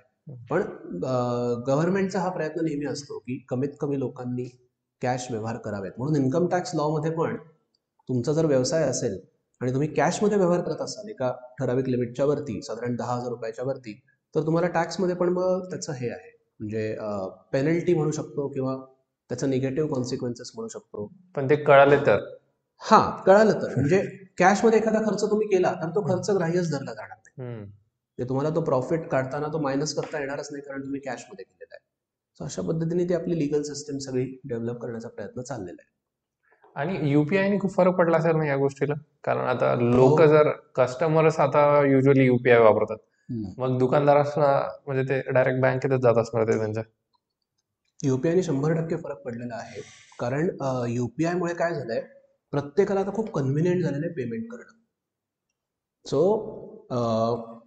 दुकानदारांना थोडं त्याचा ड्रॉबॅक आहे की तुम्ही जेव्हा स्कॅन करता आणि पेमेंट करता तर हे पेमेंट डायरेक्टली जातं बँकेमध्ये. सो मग ते लपवायचा चान्स राहत नाही. सो दुकानदारांच्या दृष्टीने थोडीशी ही बॅड न्यूज आपण म्हणू शकतो. बट हां, म्हणजे गव्हर्नमेंटच्या पॉईंट ऑफ व्ह्यूने त्याचं सोपं झालेलं आहे टॅक्स कलेक्ट करणं. कारण युपीआय सिस्टम एकदम स्ट्रॉंग इंडियामध्ये आता एन्फोर्स झालेली आहे. मला अजून एक विचारायचं होतं की आपण खूप करप्शन बद्दल ऐकतो, पॉलिटिक्स थ्रू, क्राईम थ्रू. कॉर्पोरेटमध्ये करप्शन आहे का? आणि म्हणजे मी ऐकलं होतं कुठेतरी की कंपनीजमध्ये कसं करतात, हायर मॅनेजमेंटमध्ये लोक, की त्यांचा एखादा सप्लायर असेल तर तो सप्लायर यांना पैसे देतो, आमचं प्रोडक्ट तुम्ही घेऊन घ्या तुमच्या कंपनीसाठी, असं काही चालतं का? चालतं, 100% चालतं. म्हणजे कॉर्पोरेटमध्ये तर आता कसं होतं, केसेस ज्या बाहेर पडतात त्याच्यावरून आपल्याला एक अंदाज येतो की कुठे काय झालंय किंवा कुठे काय करप्शन चालू आहे. पण अशा ज्या केसेस बाहेर पडतात तर ती केस मे बी 10 पैकी एखादी असेल. 9 केसेस आतल्या आतच दबल्या जातात. आणि कॉर्पोरेट्समध्ये बेसिकली केसेस दाबण्याचं कारण हेच आहे की त्यांना त्यांचं गुडविल डॅमेज होऊन द्यायचं नसतं, रेप्युटेशन डॅमेज होऊन द्यायचं नसतं. म्हणून ते ज्या एम्प्लॉईला कळालंय त्यालाच मग पैसे ऑफर करतात, किंवा ऑडिटरला कळालंय की आपण काहीतरी घोळ केलाय, मग ऑडिटरलाच आपल्या प्लॅनमध्ये घेतात. सो अशा पद्धतीचं ते करप्शन चालू राहतंच. म्हणजे इनफॅक्ट बऱ्याचशा कंपनीजमध्ये ओपन सिक्रेट आहे, HR पण कमिशन घेतो रिक्रूट करण्यासाठी. हां, म्हणजे unofficially HRs of top companies are some of the richest people, because ते लोकांकडनं पैसे घेतात की तुम्हाला वाटतंय आम्ही तुम्हाला हायर करावं, तुम्ही आम्हाला एवढे एवढे कमिशन देऊन टाका. सो त्या लेवलला करप्शन चालतं. किंवा वेंडर सिलेक्शनमध्ये करप्शन चालतं की हा माझा रिलेटिव्ह आहे, आपण ह्याच्याकडून घेऊ. मग ह्याच्याकडून घेण्यासाठी काय, तर मग कंपनीच्या फाउंडरला थोडी ब्राईब दिली. किंवा बँकिंग सिस्टीममध्ये करप्शन चालतं. आता येस बँकचा जो फ्रॉड झाला होता, तर येस बँकचा फ्रॉड नक्की काय होता, तर हाच होता की येस बँकचे जे फाउंडर होते राणा कपूर, तर त्यांनी असेच लोन्स सँक्शन केले वेगवेगळ्या कंपन्यांना ज्यांची फायनान्शियल पोझिशन चांगली नव्हती. हा, कारण लोन देताना फायनान्शियल पोझिशन वगैरे सगळं पाहावं लागतं. बघितली जाते. पण त्या कंपन्यांची फायनान्शियल पोझिशन चांगली नव्हती तरी त्या कंपन्यांना लोन दिलं. आणि का दिलं, तर नंतर असं कळालं की त्या कंपन्यांनी राणा कपूर आणि त्यांच्या फॅमिली बिझनेसेसला फंडिंग केलं. म्हणजे समजा आता मी बँकेचा ओनर आहे, ओके, आणि तू माझ्याकडे लोन घ्यायला आलायस, तर मी तुझं फिनान्शियल पोझिशन बघतो आणि मला असं वाटतं की नाही द्यायला पाहिजे तुला लोन, कारण तुला जर लोन दिलं तर ते लोन बुडेल आणि माझ्या बँकेचा लॉस होईल. तर तू मला म्हणतो की सर बँकेचा लॉस होईल ना, तुमचा तर काही नाही आहे, कारण मी तुला लोन कुठून दिलंय की माझ्या बँकेत ज्या लोकांनी अकाउंट ओपन केलंय त्यांनी जे पैसे ठेवलेत त्यातनं मी तुला लोन दिलेलं आहे. बँकिंग बिझनेस हा असाच असतो, हा, आणि लोकांना असं वाटतं की आपण बँकेकडे पैसे ठेवले म्हणजे ते कुठेतरी सेफ सेफ आहे. ठेवलेले आहेत. हा, पण तसं सो नाही ना ते. समजा तसं नाहीये ते. सो समजा आता ह्या लोकांनी मला अकाउंट ओपन केलंय माझ्या बँकेत, पैसे ठेवलेले आहेत, त्यातनं मी तुला लोन दिलं आणि तू लोन समजा नाही हे केलं, पे केलं, तर या लोकांचं नुकसान होणार आहे. तर मी तुला म्हणतो नाही बाबा ह्या लोकांचं नुकसान होईल असं कसं, तू मला कन्व्हिन्स करतो की सर ह्या लोकांचं नुकसान होईल ना, तुमचं काय होणार आहे स्वतः, तुम्ही बँक मॅनेजर आहात, तुमचा काय लॉस होणार आहे, तुमच्या डिपॉझिटरचा लॉस होणार आहे, आरबीआय आणि गव्हर्नमेंट बघून घेईल त्यांना. तर मी तुला 10,000 रुपये लोन देतो, त्यातले 1,000 रुपये तुम्हाला रिटर्न करतो अनऑफिशियली. मे बी एखाद्या माझ्या बिझनेसमध्ये पैसे इन्व्हेस्ट करशील किंवा फार तर फार कॅशमध्ये देशील, ओके. सो याला आपण बिझनेस लँग्वेजमध्ये म्हणतो किकबॅक, की तुला लोन मिळण्याची तुझी कपॅसिटी नसताना पण मी तुला लोन सँक्शन केलं, म्हणून तू मला ॲज अ किकबॅक म्हणून त्या लोनमधली काही अमाऊंट दिली, ओके. माझं काम झालं, मला पैसे मिळाले, उद्या तू ते लोन बुडवतो आणि मी हात वरती करतो की मी तर बघितली होती याची फायनान्शियल पोझिशन, मला तर चांगली वाटली होती, हिने लोन बुडवलं, आता मी काय करू. म्हणजे मी हात वरती केले, डिपॉझिटर्सचा लॉस झाला आणि यांनी जर तुला तुझे पैसे बँकरप्सी मिळाले, हा, आणि ज्या कंपनीनी जे लोन लोन बुडवलं, घेतलेलं आहे ती बँकरप्ट होऊन जाते. हा, ती बँकरप्सी जाहीर करते. हा, बँकरप्सी जाहीर केली ती लिगली काही ऍक्शन घेता येत नाही, म्हणजे सगळ्यांसाठीच ही विन विन सिच्युएशन झाली, पण हा फ्रॉड आहे. सो अशा पद्धतीचाच फ्रॉड येस बँकमध्ये झालेला होता. सो हे पण करप्शनच एक एक्झाम्पल आहे. किंवा रिसेंटली अदानी कंपनीजवर, अदानी ग्रुपवर US मध्ये केस फाईल झालेली आहे अदानी एनर्जीवर, की त्यांनी इंडियामध्ये करप्शन केलं. तर अदानी पॉवर ही जी कंपनी आहे, तर त्या कंपनीनी गव्हर्नमेंटकडून कॉन्ट्रॅक्ट्स घेण्यासाठी गव्हर्नमेंट ऑफिशियल्सला ब्राईब दिली आणि काही हजार करोड रुपयांची ती ब्राईब दिली असा दावा US च्या कोर्टामध्ये आता दाखल झालेला आहे. तर हे सुद्धा एक्झाम्पल करप्शनचंच आहे. आता ते सिद्ध नाही झालंय अजून, केस चालू आहे आणि त्याच्यावर आता हिअरिंग होईल आणि कोर्टाचं जे काही जजमेंट असेल ते असेल. पण हे असे केसेस कॉर्पोरेट्समध्ये चालू राहतात. स्वतः इथे करप्शन केलं, बऱ्याच लोकांना माहिती नाही की इथे करप्शन केलं अदानी कंपनीनी, अदानी पॉवरनी, तर केस US मध्ये का फाईल झाली? हो, मला जस्ट हा प्रश्न आला की असं हा, कसं. US मध्ये का केस, त्यांना काय करायचंय, तर अदानी पॉवरनी पैसे रेज केले होते US च्या इन्व्हेस्टर्सकडून. सो अदानी पॉवरनी US च्या इन्व्हेस्टर्सला टार्गेट केलं, त्यांच्याकडून पैसे घेतले की आम्हाला इंडियामध्ये बिझनेस करायचा आहे. पैसे रेज केले म्हणजे इक्विटी वगैरे असं काहीतरी. हा, इक्विटी वगैरे इश्यू करून किंवा जे काय असेल, लोन घेऊन, बॉन्ड इश्यू करून, आणि मग त्यांनी ते पैसे इथे गव्हर्नमेंट ऑफिशियलला ब्राईब देण्यासाठी वापरले. आणि तिथल्या इन्व्हेस्टरला हे सांगितलं नाही की आम्ही असा असा वापर केलाय, कारण हे इलिगल आहे. कारण इंडियामध्ये अँटी करप्शन लॉ पण आहे आणि अँटी ब्रायबरी लॉ पण आहे. सो जो लाच देतोय त्यालाही शिक्षा होईल आणि जो लाच घेतोय त्याला पण शिक्षा होणार आहे.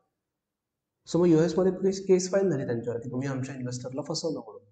So again this is an allegation of corruption.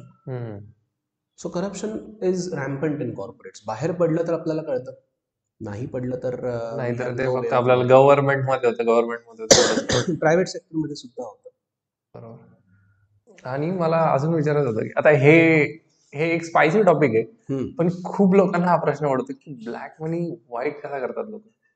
Okay, आता याचं उत्तर मला जेवढं माहिती आहे तेवढं देतो. होपफुली जेलमध्ये नाही जाणार. पण जे जनरली आजूबाजूला बघतो किंवा जे लोक करतात आणि जे कॉमन टेक्निक लोक अडॉप्ट करतात त्याबद्दल तर हे माझा अनालिसिस आहे.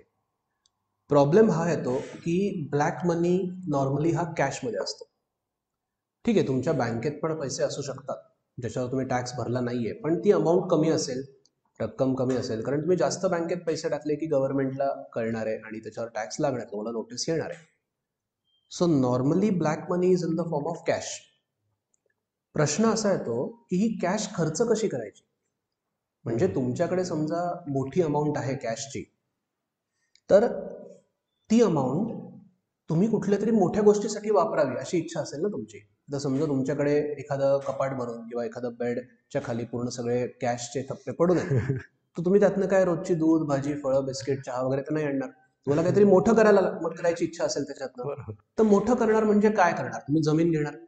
पण जमिनीचे व्यवहार शक्यतो कॅशमध्ये होऊ शकत नाहीत, कारण मग ते आता रेराचे वगैरे सगळे रूल्स आलेले आहेत, किंवा जमीन म्हणण्यापेक्षा ओव्हरऑलच रिअल इस्टेट. आता फ्लॅट कॅशमध्ये परचेस करणं तेवढं सोपं राहिलं नाहीये, कारण रेरा आल्यापासून तुमच्या बँकेत एंट्री पडतीये का, बिल्डरच्या बँकेला ते पैसे दिसत आहेत का, बँक अकाउंटमध्ये ते पैसे दिसत आहेत का, हे सगळं चेक केलं जातं. म्हणजे लँड आणि real estate out of question आहे. शेअर मार्केटमध्ये तुम्हाला इन्व्हेस्टमेंट करायची आहे, कॅशमध्ये करू शकत नाही, कारण आजकाल डीमॅट अकाउंट लागतं. डीमॅट अकाउंट तुमच्या बँक अकाउंटशी कनेक्टेड असतं. बरोबर.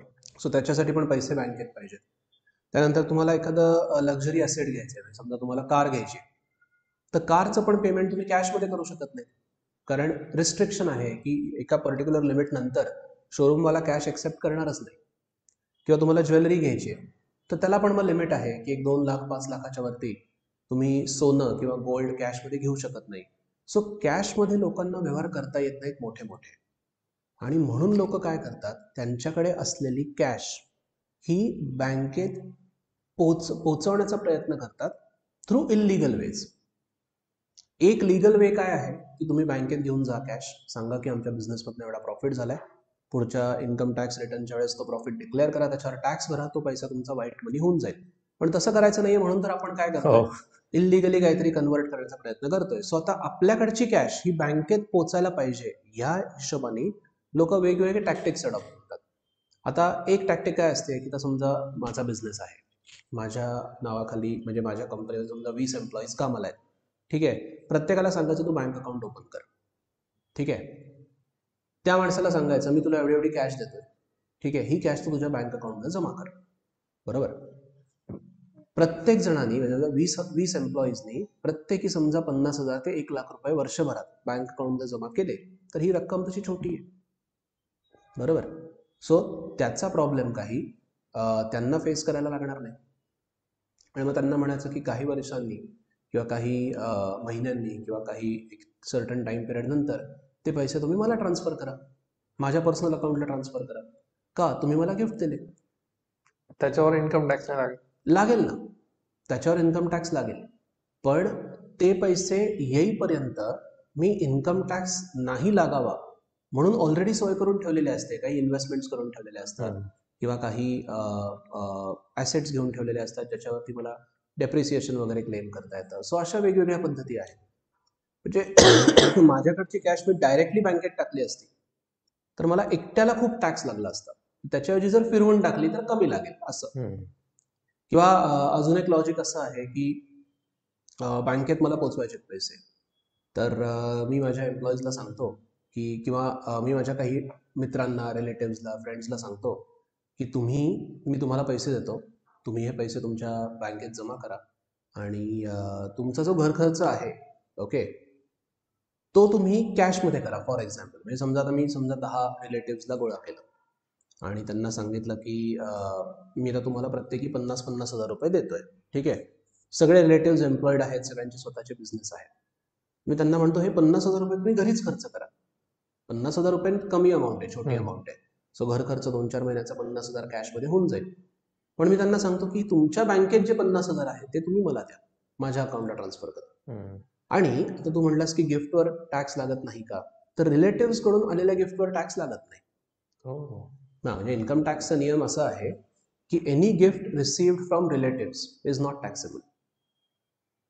सो रिलेटिव्स कडून मला आले असं मी दाखवू शकतो आणि तो इन्कम माझ्यासाठी टॅक्स फ्री होऊ शकतो. किंवा अजून म्हणून आपण असं खूप ऐकतो की यांनी या भावाच्या नावावर हे केलं, हे खूप याच्यामुळे. करेक्ट. किंवा अजून एक म्हणजे तुम्ही एनजीओ ओपन करू शकता. आणि हे एनजीओचा मुद्दा आला, मी असं खूप मित्रांकडून किंवा असं उडतं ऐकल्यासारखं खूप जण मनी लॉन्ड्रिंग साठी एनजीओ करतात. हो, म्हणून तर एनजीओवर खूप जास्त लक्ष दिलं जातं. आणि या एनजीओजला जर फॉरेनमधनं इन्व्हेस्टमेंट घ्यायची असेल, त्यांना खूप स्ट्रिक्ट रूल्स फॉलो करायला लागतात. कारण बऱ्याच वेळा काय होतं, मी एनजीओ चालू करतो not with a genuine intention, but with the intention of doing money laundering. Okay. So me NGO चालू करतो आणि माझ्या एका 10, 15, 20, 25, 30 मित्रांना पकडतो. ठीक आहे. त्यांना माझ्याकडे असलेली कॅश देऊन टाकतो आणि त्यांना म्हणतो तुम्ही डोनेशन दिलं असं दाखवा NGOला. आणि NGOच्या खात्यात जे पैसे येतात त्याच्यावर पूर्ण कंट्रोल माझा असतो आणि ते जर मी पैसे खर्च केले तर त्याच्यावर टॅक्स पण काही लागत नाही. म्हणजे इन्कम टॅक्सचा नियम सोपा आहे NGO किंवा ट्रस्टसाठी, की ट्रस्टमध्ये जे पैसे येतात ते तुमचे जर खर्च झाले तर त्याच्यावर आम्ही टॅक्स लावणार नाही, उरले तर आम्ही टॅक्स लावणार. ओके. सो ते पैसे मी खर्च करतो, मग त्या खर्चामध्ये असे खर्च करतो की ते माझ्या अकाउंटपर्यंत पैसे पोहोचतात, पर्सनल अकाउंटपर्यंत पैसे पोहोचतात. आणि मग एकदा पैसे बँकेत आले की मग मी त्याला वाटेल तसं फिरवू शकतो. मग मी त्यातनं गोल्ड घेऊ शकतो, मग ते गोल्ड विकू शकतो, परत पैसे बँकेत जमा करू शकतो, शेअर घेऊ शकतो, काही शेअर प्रॉफिटमध्ये विकायचे, काही लॉसमध्ये विकायचे. मग मी करन्सीज परचेस करू शकतो, की बँकेत पैसे आहेत, मी त्यातनं मग पाऊंड घेतले, पाऊंडमधनं मग डॉलर परचेस केले, डॉलरमधनं परत रुपीजमध्ये कन्व्हर्जन केलं. किंवा माझ्या एका अकाउंटला पैसे असतील, मी 2-3 शॉप ॲक्ट लायसन्स घेऊन 2-3 बिझनेसेस चालू करू शकतो, तिकडे हे पैसे फिरवले असं दाखवू शकतो, मग तिकडे प्रॉफिट झाला असं दाखवू शकतो, ते परत माझ्या अकाउंटला आणू शकतो. सो इंटेन्शन हेच असतं की एकदा बँकेत पैसे पोचले, कारण बल्कमध्ये उचलून टाकले की गव्हर्नमेंटला कळणार. सो एकदा बँकेत पैसे पोचले की त्या पैशांचा जो ट्रेस आहे सगळा तो गेला पाहिजे. म्हणजे कुठून आले किंवा ते पैशांचं काय झालं हे कळायला नाही पाहिजे, म्हणून वेगवेगळे ट्रान्झॅक्शन्स करत राहायचे. कोणाला लोन द्यायचं, बँकेत FD करायची, मग ते FD ब्रेक करायची, म्युच्युअल फंडमध्ये टाकायचे, विथड्रॉ करायचे, बाहेर काही पैसे पाठवण्याची सोय असेल तुम्हाला, रेमिटन्स, बाहेर कोणी राहत असेल इंटरनॅशनल रेमिटन्स करायचा, परत त्यांच्याकडून पैसे घ्यायचे काही दिवसांनी. So that the trail is gone, की ह्या पैशांचं तुम्ही काय केलं आणि कसे आले. प्रॉपर्टी परचेस करून तुम्ही परत ती सेल करू शकता. आणि मग एकदा तुम्हाला खात्री पटली 1-2 वर्ष की पैसे फिरवल्यानंतर की आता कोणी काय आपल्याला हात लावणार नाही, तर मग तुम्ही ते फायनली पैसे एखाद्या लेजिटिमेट ॲसेटमध्ये इन्व्हेस्ट करा, की घरात करा, प्रॉपर्टीमध्ये करा, लक्झरी ॲसेटमध्ये करा. आणि मग then we can say money laundering is successful. पण त्याच्यानंतर जर तुम्ही पकडले गेलात तरी तुम्हाला शिक्षा होणार आहे. म्हणजे prevention of money laundering act जो आहे इंडियामध्ये, तर even if you are caught at the last stage आणि ही प्रॉपर्टी तुमच्या नावावर कशी, याच्यासाठी तुम्ही पेमेंट अरेंज कसं केलं, याचं जस्टिफिकेशन तुमच्याकडे नसेल तरी तुम्हाला शिक्षा होऊ शकते.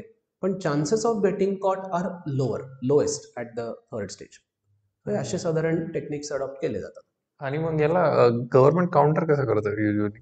कॅशचे व्यवहार कमी करणं. इन्कम टॅक्स आणि मनी लॉन्ड्रिंग हे साधारणपणे एकमेकांशी रिलेटेड आहे. सो कॅशचे व्यवहार गव्हर्नमेंटनी खूप डिस्करेज केलेले आहेत. म्हणून ते आता प्रधानमंत्री जनधन योजना जी आली होती, की जिथे तुम्ही सेव्हिंग अकाउंट किंवा करंट अकाउंट ओपन करू शकता विथ 0 बॅलन्स, ते एवढ्यासाठीच की गरीबातला गरीब माणूस पण 10 रुपयाचं ट्रान्झॅक्शन पण बँकेतनं केलं पाहिजे. म्हणजे गव्हर्नमेंटला कळतं. जितके कॅशमध्ये व्यवहार कमी होतील तेवढं गव्हर्नमेंटला ट्रेस राहील, आणि जेवढा गव्हर्नमेंटला ट्रेस राहील तेवढा ब्लॅक मनी कमी होईल. आणि एवढं करून जर मनी लॉन्ड्रिंग करताना तुम्हाला पकडलं गेलं तर शिक्षा जी होते ती 7 वर्षांपर्यंत होऊ शकते. 7 years ऑफ इम्प्रिझनमेंट पनिशमेंट सांगितलेली आहे बाय लॉ. आणि समजा त्याच्यामध्ये जर ड्रग्ज इन्व्हॉल्ड असतील, की ड्रग्जमध्ये इलिगली ट्रेडिंग करून वगैरे तुम्ही ब्लॅक मनी जर समजा मिळवला असेल, ती शिक्षा तुमची 10 वर्षांपर्यंत पण जाते.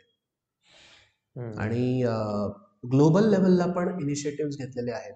तर हे NGOजवर लक्ष ठेवलं जातं, किंवा तुम्ही जे इंटरनॅशनल रेमिटन्सेस करताय तर ते एकाच बँकेतनं सगळे केले पाहिजेत असा नियम आहे. की मी समजा एका ह्याला HDFC वापरला, एका ह्याला IDBI वापरला, असं नाही चाललं. मग तुम्ही ते रेमिटन्सेस करताना डेक्लरेशन द्यायला लागतं की हे मी माझ्या लेजिटिमेट फंड्समधून करतोय. मग ते डेक्लरेशन जर चुकीचं असेल तर मग तिथे शिक्षा होऊ शकते. सो RBI, एन्फोर्समेंट डायरेक्टरेट आणि इन्कम टॅक्स डिपार्टमेंट हे तिन्ही तुमच्यावर लक्ष ठेवून आहे. असं आहे. सो सामान्य माणसाला अवघड जातं, ज्यांच्याकडे रिसोर्सेस आहेत त्यांचं काय चालूच असतं. बरोबर आहे. असं आहे. तुम्ही साधारण कोणते सब्जेक्ट शिकवता पुराणा?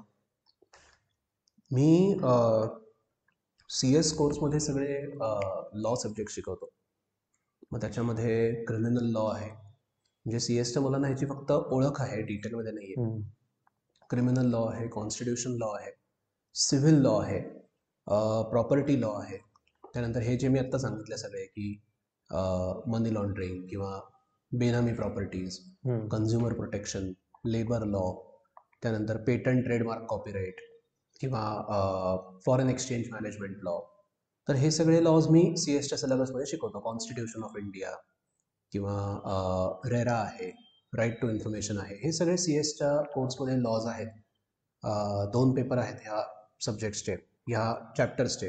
तर हे 2 पेपर मी सी एसच्या मुलांना शिकवतो आणि इन्कम टॅक्स लॉ शिकवतो ओके. सी एसला. म्हणजे ज्याच्यावर आपण बोललो ते हां, ते त्याच्या म्हणजे आसपासच आहे हां, सगळं. हे मी 2016 पासून इन्कम टॅक्स शिकवतोय. हां. आणि कॉलेजेसमध्ये माझे मेनली सगळे प्रॅक्टिकल सब्जेक्ट्स असतात.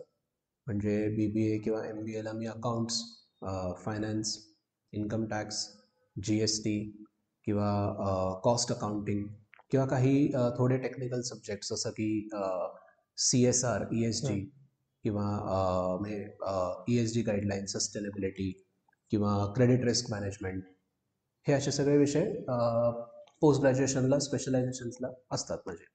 पोरांना शिकवताना येणारी सर्वात मोठी अडचण काय असते शक्यतो? कारण आता हे सगळे पोरं युजली कॉलेजेसचे असतात हो, आणि आता सगळेच आम्ही कॉलेजमधून असलोय 2 वर्षामागेच. बदमाश असतात. असतात ना, बदमाश असतात मुळातच. असतात.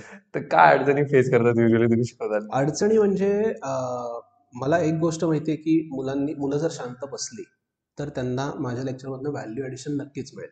म्हणजे स्वतःचंच कौतुक नाही करत आहे, पण तेवढं मी एन्श्योर करतो की हे लेक्चर वाया नाही जाणार. की म्हणजे मी लेक्चरमध्ये फक्त डिक्टेट करत बसलोय आणि मुलं लिहून घेत आहेत, नुसतं 1 तास कसं तरी ओढायचं म्हणून ओढतोय, असं आपण करत नाही, मी करत नाही. काहीतरी व्हॅल्यू ॲडिशन मुलांना मिळणार हे त्यातनं गॅरंटेड असतं. आता त्यात मुलांना मी शांतपणे सांगून बघतो. आणि दुसरा माझा एक ड्रॉबॅक असा आहे की माझा आवाज फार मोठा नाही आहे. त्यामुळे जर माईक नसेल तर तो शेवटपर्यंत म्हणजे मुलं शांत बसली तरच पोचतो. मुलांनी आवाज केला तर मग तो पोचत नाही. सो जरी एवढं सांगून मुलं आवाज करत असतील तर मी त्यांना सरळ म्हणतो की मी तुमचा अटेंडन्स लावलेला आहे, तुम्ही त्याच्यासाठीच बसलाय ना. लेक्चरमध्ये बसून आवाज करतायत म्हणजे तुम्हाला लेक्चर ऐकायचं नाहीये, मग तुम्ही का बसलाय? अटेंडन्ससाठी. की बघा मी तुमचा अटेंडन्स लावलेला आहे, आज नाही बाबा, चला पूर्ण महिन्याचा लावतो, आता इथून पुढे क्लासमध्ये बसू नका, बाहेर जा. आणि काही कॉलेजेसमध्ये मला असा अनुभव आलेला आहे की अटेंडन्स लावलाय हे सरांनी लावलेलं बघितलं की अर्ध्यापेक्षा जास्त क्लास एका व्हायचा. काही म्हणण्यापेक्षा एक स्पेसिफिक कॉलेज, नाव घेत नाही आता त्याचा मी, पण त्या कॉलेजमध्ये असं मला अनुभव आला आहे की 70 मुलांची बॅच होती. 70 पैकी 60 मुलं आवाज करत होते, दंगा करत होते, त्यांना काही इंटरेस्ट नव्हता. कॉलेजनी कंपल्सरी केलं होतं म्हणून ते क्लासमध्ये बसत होते. त्यांना मी म्हणलं की बघा तुम्ही अटेंडन्ससाठी बसलाय ना, अटेंडन्स मी लावलाय तुमचा पूर्ण, मला जायचं असेल तर तुम्ही जाऊ शकता. 60 मुलं वर्गातनं बाहेर पडले. उरलेले 4 तास, 4 लेक्चर होते त्या दिवशी माझे, उरलेले 4 तास मी फक्त 10 मुलांना शिकवलेलं आहे. आणि आय वुड से की that is more productive than teaching entire class. So ते एक टेक्निक मी वापरतो की मी अटेंडन्स त्यांचा लावून टाकतो आणि त्यांना म्हणतो निघून जा. एक्स्ट्रीम केसेसमध्ये आता थँकफुली मी जिथे जिथे शिकवतो तिथे मुलं बऱ्यापैकी म्हणजे 90% ऑफ द टाइम चांगली असतात आणि शांत बसा म्हणलं की शांत बसतात. बट अदरवाईज एक एक्स्ट्रीम स्टेप जी मी घेतो ती म्हणजे वर्गातनं बाहेर काढून टाकायचं. आणि वर्गातनं बाहेर जा म्हणलं की मग मुलाला कळतं की बाबा ओके आपण जरा लाईन क्रॉस केलेली दिसतीये, मग राहिलेलं लेक्चर तो मुलगा शांत बसून असतो. पण हे एवढं सोडून अगदी एक्स्ट्रीम लेवल ऑफ डिसओबिडियन्स किंवा मुलं बदमाश आहेत पण ते बियॉन्ड अ सर्टन लिमिट बदमाशी करतायत असा अनुभव मला तरी अजूनपर्यंत आलेला नाहीये. होपफुली येणार नाही इथून पुढे पण, because I feel I am not competent to deal with those kind of students की त्यांना ओरडलोय आणि त्यांना घालून पाडून बोललोय आणि मग आई वडिलांनी हेच शिकवलं का वगैरे सांगितलंय. अशा प्रकारे मला बोलताच येत नाही मुलांशी. म्हणजे I like to keep a very friendly atmosphere in class. So mostly तसंच म्हणजे काम माझं होऊन जातं. बरोबर, ग्रेट. अजून काही वेगळे अनुभव असतील तर पुढच्या वेळेला सांगू शकतो कदाचित. बरोबर.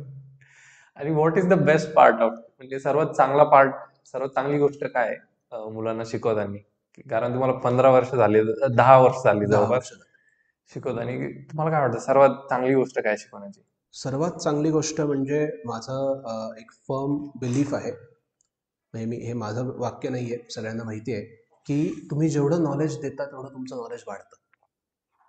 म्हणजे मला असा एक्सपिरियन्स प्रत्येक दिवशी येतो ऑलमोस्ट की आपण ही गोष्ट मुलांना जर ह्या पद्धतीने शिकवली तर ती त्यांना अजून चांगली कळेल. आणि त्यांना ती त्या पद्धतीने शिकवण्याच्या प्रोसेसमध्ये मला सुद्धा त्या गोष्टीची जास्त क्लॅरिटी येते. ओके, सो मी जेव्हा स्टुडंट होतो तेव्हा मी हेच सगळे विषय शिकलो होतो.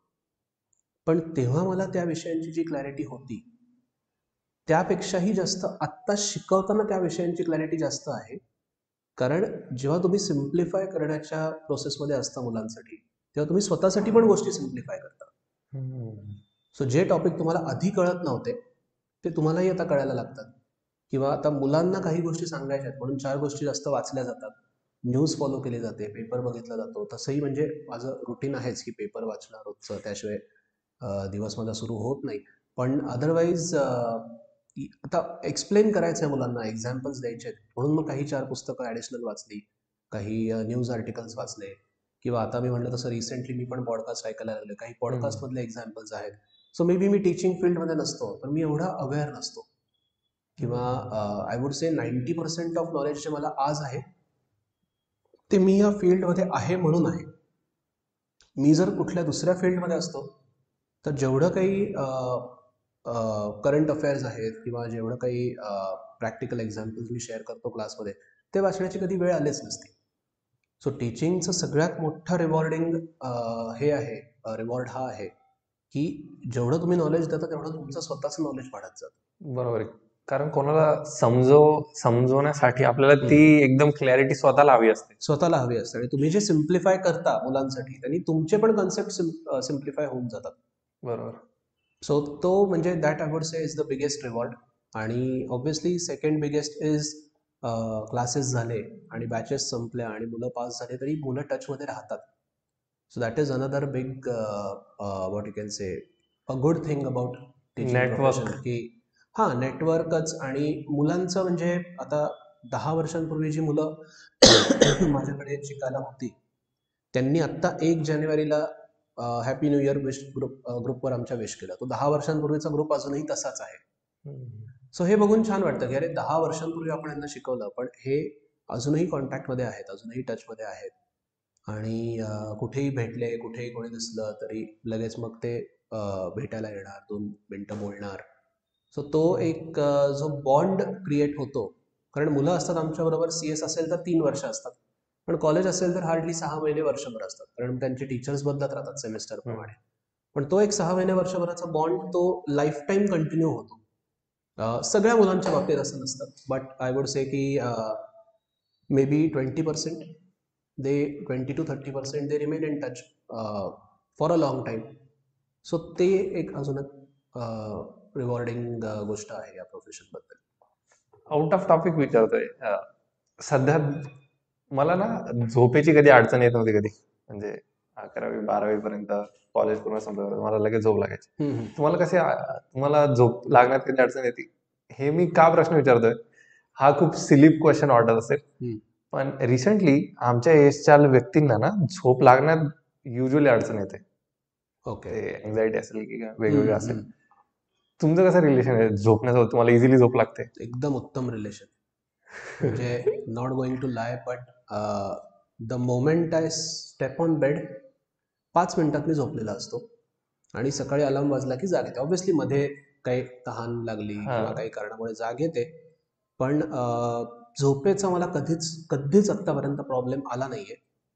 याचा अर्थ असा नाही की टेन्शन नव्हते किंवा सगळं आत्तापर्यंत स्ट्रेस फ्री झालं, किंवा असं नाही की दिवसभराची सगळी कामं होतात माझी म्हणून मला रात्री शांत झोप लागते. बरीच कामं पेंडिंग राहतात, बरेचसे टेन्शन पर्सनली होते, प्रोफेशनली होते. बट थँकफुली झोपेचं आणि माझं इक्वेशन कधी बिघडलेलं नाहीये अजूनही. मला याच्यामागे एक रिझन असं वाटतं की म्हणजे नॉट अबाउट यू स्पेसिफिकली किंवा तुमच्या सगळ्यांबद्दल नाही, पण एक जनरल मुलांमध्ये आता असं आहे की मुलं दमत नाहीत सफिशियंटली आणि म्हणून त्यांना झोपेचा इश्यू येतो. म्हणजे फिजिकलीच दमणं मी म्हणत नाहीये, बट इव्हन मेंटली एखादी गोष्ट चॅलेंजिंग जी आहे ती तुम्ही जर केली आणि मेंटल फटीग जरी तुम्हाला आला तरी तुम्हाला झोपायला काही इश्यू येणार नाही.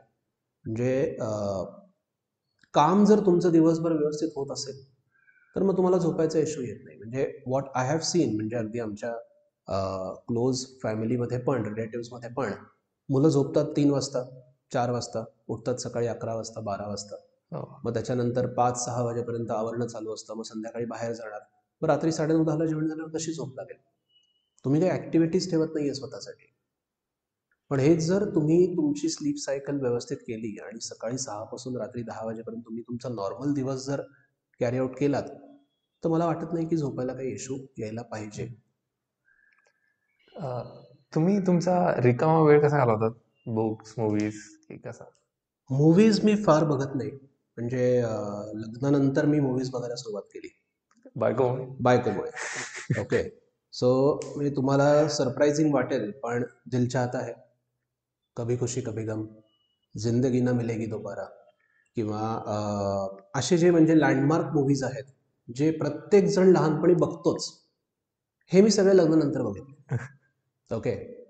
म्हणजे मैं हूं ना, कल हो ना हो, असे सगळे मूव्हीज मी लग्नानंतर बघितले. किंवा रंग दे बसंती. मूव्हीजचा वेळ मला आधीपासून नव्हतं. वेब सिरीज पण मी आत्ता रिसेंटली काही वर्ष झाली बघायला लागले. अदरवाईज वेब सिरीजचं पण तेवढं वेळ नव्हतं. आधी जेव्हा मला फ्री टाईम होता किंवा आत्ताही जेव्हा असतो, तेव्हा मला जास्त रीडिंग आवडतं. ओके. आणि माझ्याकडे घरी पण एक छोटीशी चांगली लायब्ररी आहे. लायब्ररी म्हणजे माझं वय वर्ष 12 पासून बुक्सचं कलेक्शन जे चालू झालेलं आहे, ते अजूनही वाढतंय. दर महिन्याला, दर 2 आठवड्याला त्याच्यामध्ये काहीतरी ग्रोथ होत असते. So I like to read. आणि आधी मला फिक्शन खूप आवडायचं. शाळेत असताना, कॉलेजमध्ये असताना क्राईम फिक्शन किंवा थ्रिलर्स किंवा मर्डर मिस्ट्रीज हे खूप आवडायचे. त्याच्यानंतर मग I started reading about politics. म्हणजे नॉन फिक्शनकडे मग थोडं मी शिफ्ट झालो. मग I started reading about politics. मग I started reading about terrorism किंवा जिओ पॉलिटिक्स किंवा इंडियन मिलिटरी आणि इंडियन आर्मी आणि वॉर्सबद्दल रिसर्च करायला लागलो, किंवा हिस्ट्री, पार्टिशन ऑफ इंडिया वगैरे ह्या सगळ्या गोष्टींमध्ये मला आता इंटरेस्ट यायला लागला. किंवा इंटेलिजन्स, स्पाय स्टोरीज, ह्या सगळ्या गोष्टींमध्ये इंटरेस्ट यायला लागला. सो आत्ता करंटली माझी ती ट्रेंड चालू आहे. सध्यात कोणतं पुस्तक वाचताय तुम्ही किंवा कशावर? काहीतरी लेटेस्ट तुम्ही ऐकलं, वाचलं जे खूप इंटरेस्टिंग वाटलं तुम्हाला? लेटेस्ट 2024 मध्ये डिसेंबरमध्ये मी पुस्तक चालू केलं होतं जैश ए मोहम्मदवर. ओके. कोणते? Jaish e Mohammed is a terrorist organization. आणि म्हणजे बऱ्याचशा टेररिस्ट ऑर्गनायझेशनबद्दल रिसर्च झालेला आहे ऑलरेडी, बट जैश ए मोहम्मदबद्दल झालेला नाही आहे. आणि जैश ए मोहम्मदनी जे टेरर अटॅक केलेत इंडियामध्ये, काश्मीरच्या सगळ्या यूथला ब्रेन वॉश करून, तर त्याचा इम्पॅक्ट असा आहे की ऑलमोस्ट इंडिया आणि पाकिस्तानमध्ये वॉर झालेला आहे त्याच्यामुळे. सो पुलवामाचा जो अटॅक होता 2019 मध्ये झाला होता, जिथे 44 CRPFचे सोल्जर्स शहीद झाले होते, तो जो ब्लास्ट झालेला होता तो जैश ए मोहम्मदच्या एका टेररिस्टने केला होता. तर ते लोकांना कसं ब्रेनवॉश करतात आणि पाकिस्तान गव्हर्नमेंट त्यांना कसं सपोर्ट करते, ISI कसं सपोर्ट करते, मग ते त्यांचे टेररिस्ट इन्फिल्ट्रेट कसे करतात इंडियामध्ये, मग लोकल लोकांशी त्यांचं कनेक्शन कसं आहे, आणि मग काश्मीर सोडून इतर ठिकाणी, जसं आता बाबरी मस्जिदचं सगळं झालं, तर मग तिथे त्यांचा इन्फ्लुअन्स कसा आहे, याच्याबद्दल ते पहिलं पुस्तक आहे. बाकी जे टेररिस्ट ऑर्गनायझेशन्स आहेत, अल कायदा, लष्कर ए तैयबा, त्याच्याबद्दल भरपूर लिहिलेलं आहे ऑलरेडी. तर जैश ए मोहम्मदबद्दल हे एक पहिलं पुस्तक आहे जे एवढं डिटेल्ड आणि इन्साइटफुल आहे. सो ते मी एक रिसेंटली वाचतोय. त्याच्या आधी मी एक पुस्तक वाचलं होतं अफगाणिस्तान क्रायसिसवर, की अफगाणिस्तानमध्ये 1980 मध्ये 80s मध्ये जेव्हा सोव्हिएटनी इन्व्हेड केलं आणि मग तालिबाननी त्यांना ओव्हरथ्रो केलं, मग परत USनी अफगाणिस्तानमध्ये डेमोक्रेसी आणली आणि US बॅक्ड गव्हर्नमेंट होती. आणि आता परत 2021 मध्ये USनी माघार घेतली आणि आता तालिबान तिथे रूल करते. तर त्या सगळ्याचा परिणाम कसा झाला अफगाणिस्तान ॲज अ कंट्री आणि त्याच्या लोकांवर, सो त्याच्याबद्दलचं ते एक बुक माझ्याकडे आहे, ते आता मी वाचतोय. मला टेररिझमशी रिलेटेड एक क्वेश्चन विचारायचं होतं तुम्हाला, की जेव्हा तुम्ही हे सगळं वाचलं, जे म्हणजे काय म्हणतात, काही पूर्वग्रह असतात ना आपल्याला एखाद्या कॉन्सेप्ट बद्दल, टेररिझम बद्दल, जे तुम्हाला असतील वाचण्याआधी या सगळ्या गोष्टी, काय कळालं तुम्हाला, की काहीतरी मिसकन्सेप्शन्स त्यांनी जे क्लिअर झाले एखादा असं? म्हणजे आता सांगायचं झालं तर की आपण बऱ्याच वेळा म्हणतो की आता टेररिझम कुठलं हा पण त्यातला मोठा प्रश्न आहे. म्हणजे बिफोर आन्सरिंग युअर क्वेश्चन, कारण काश्मीरचं टेररिझम वेगळं आहे, खालिस्तानचे टेररिस्टचं इंटेन्शन वेगळं आहे, किंवा नॉर्थ ईस्टचे जे टेररिस्ट आहेत मग ते सगळं टेररिझम वेगळं आहे, किंवा ग्लोबल लेवलला आयसिस वगैरे जे आहे ते सगळं टेररिझम वेगळं आहे. तर प्रत्येक, किंवा आपली जी महाराष्ट्र आणि छत्तीसगडच्या बॉर्डरवर जे सगळे नक्षलवादी लोक आहेत, ते नक्षलवादी लोकांचं टेररिस्ट बनण्याचं कारण वेगळं आहे. तर असं म्हणजे एक नोशन आपल्या डोक्यात असं असतं की कुठलाही माणूस अशी गोष्ट का करेल. म्हणजे आपल्या इथे जे मुंबईवर टेरर अटॅक झाला होता 2009 मध्ये, नाही, हो 2009 मध्ये, तर तो 26/11चा टेरर अटॅक असं कोणी का करू शकतं हा एक प्रश्न मला तेव्हा पडायचा. तेव्हा मी खूप लहान होतो, तेव्हा मी दहावीत होतो बहुतेक, हो 2008 मध्ये ते आपल्याला थोडं चेक करायला लागेल. बट तेव्हा असा प्रश्न पडायचा की असं जनरल इनोसंट लोकांवर कोणी अशी बंदूक कशी चालवू शकतं, आणि कसं त्याला एवढं कोणी कसं काय प्रेरित होऊ शकतं. तर ही सगळी पुस्तकं आणि हा जो सगळा रिसर्च झालेला आहे तेव्हापासून, तो वाचल्यानंतर कळतं की ह्या लोकांना कसं ब्रेन वॉश केलं जातं. काही केसेसमध्ये आता ही इंडियाची केस नाही आहे, पण UK मध्ये बऱ्याच वेळा गव्हर्नमेंट ऑथॉरिटीजकडून खूप जास्त हॅरॅसमेंट होते, जस्ट बिकॉज तो व्यक्ती एका रिलिजनचा आहे, आणि मग त्या व्यक्तीला एवढं त्याच्यातनं त्रास होतो, डे टू डे लाईफ त्याचं हे होऊन जातं, की मग तो तिथून एस्केप करतो आणि मग त्याच देशावर अटॅक प्लॅन करतो. सो एक नोशन आपल्या डोक्यात जे असतं की असं कोणी का वागू शकतं, म्हणजे एक ह्युमन बिईंग दुसऱ्या ह्युमन बिईंगच्या अगेन्स्ट एवढ्या अट्रॉसिटीज कसे करू शकतो, त्याचं उत्तर कुठेतरी हे जे सगळं मी मटेरियल वाचलेलं आहे कुठेतरी मिळालेलं आहे. जस्टिफाईड आहे असं मी म्हणत नाहीये, बट कुठेतरी लाईन ऑफ थॉट कशी डेव्हलप होते एखाद्या टेररिस्टची, हे आपल्याला साधारणपणे या सगळ्या मटेरियलवरनं कळून येतं.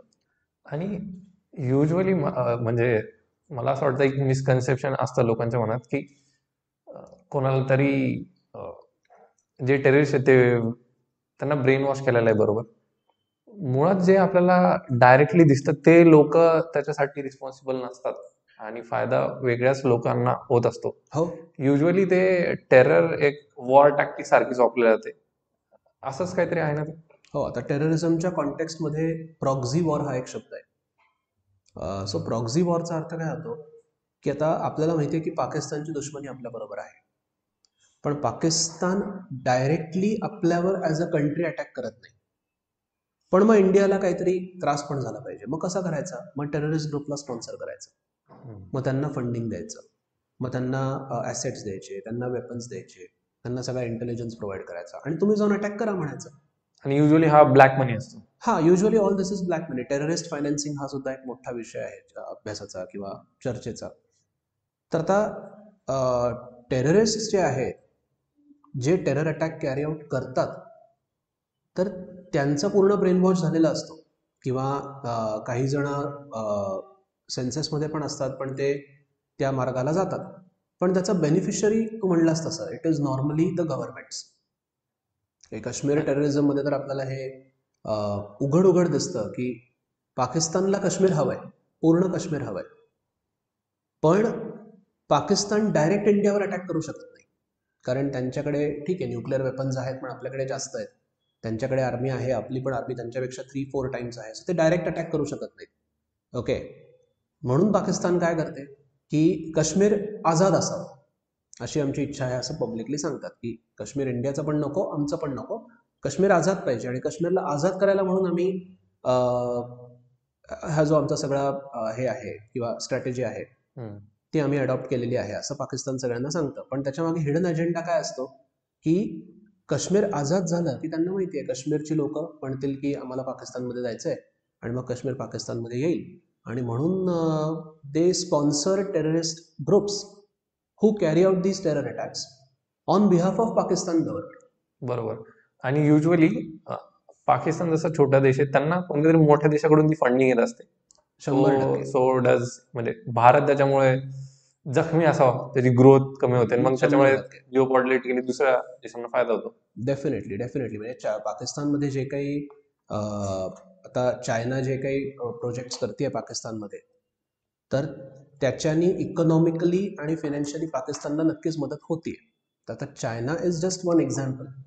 बट छोटा देश जेव्हा एवढं तोंड हे करून बोलतो, पुढे येऊन बोलतो, तोंड उघडून बोलतो, तर त्याच्यामागे नक्कीच एका सुपर पॉवरचा हात असल्याशिवाय होत नाही. म्हणजे याचं क्लासिक एक्झाम्पल म्हणजे 1999 जेव्हा इंडियानी स्वतःला न्यूक्लिअर पॉवर म्हणून डिक्लेअर केलं, की पोखरणमध्ये आपण ज्या काही टेस्ट केल्या त्यावेळेला, APJ अब्दुल कलाम आणि अटल बिहारी वाजपेयी जेव्हा प्रधानमंत्री होते, तर आपण स्वतःला न्यूक्लिअर पॉवर म्हणून डिक्लेअर केल्यानंतर लगेच 2 आठवड्यांमध्ये पाकिस्ताननी पण स्वतःला न्यूक्लिअर पॉवर म्हणून डिक्लेअर केलं. आणि त्याच्यानंतर हा आपल्याला एक शोध लागला किंवा जगाला शोध लागला की पाकिस्तानला न्यूक्लिअर वेपन्स टेस्टिंग करण्यासाठी जे काही सगळं इक्विपमेंट लागणार होतं, न्यूक्लिअर रिॲक्टर्स लागणार होते किंवा जे काही असेल, ते सगळं युरेनियम वगैरे चायनाने प्रोव्हाइड केलं होतं. म्हणजे आपण डिक्लेअर केल्यानंतर 2 आठवड्यात पाकिस्ताननी स्वतःला डिक्लेअर केलं ॲज अ न्यूक्लिअर पॉवर. म्हणजे त्यांचा पण न्यूक्लिअर प्रोग्राम आधीपासूनच चालू असणार आहे. सो तो कोणी फंडिंग केला सगळा, तर तो चायनाने केला.